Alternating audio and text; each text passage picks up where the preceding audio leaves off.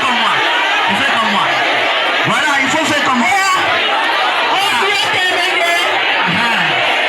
Voilà. Ça, c'est le signe de changer l'adresse. Moi, j'ai changé l'adresse. Voilà. Il est vivant. Il est ressuscité. Demande à ton voisin. Tu es sûr? Il faut le regarder. Il faut le regarder. Tu es sûr? Alors, on acclame très fort pour moi.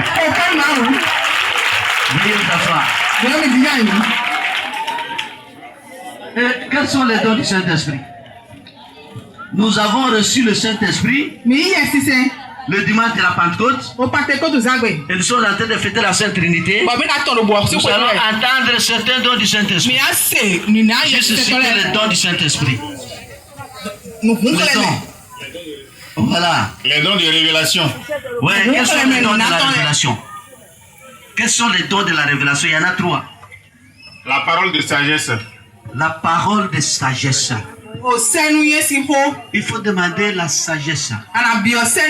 Ça vient du Saint-Esprit. Dis à ton voisin la sagesse. Voilà.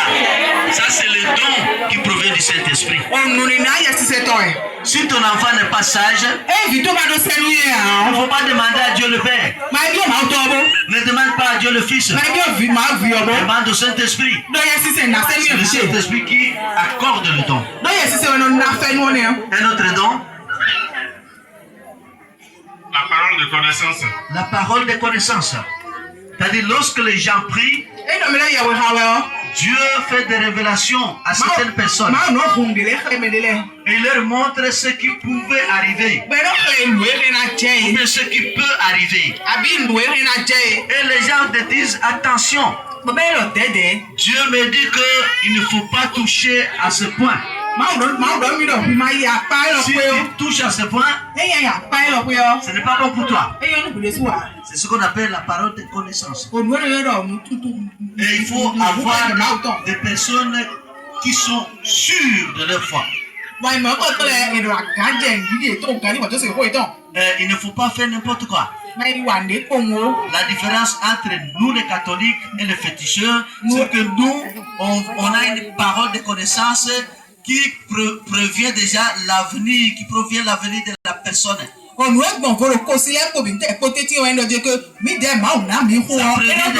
Ça prévient déjà l'avenir de la personne. Et l'avenir meilleur.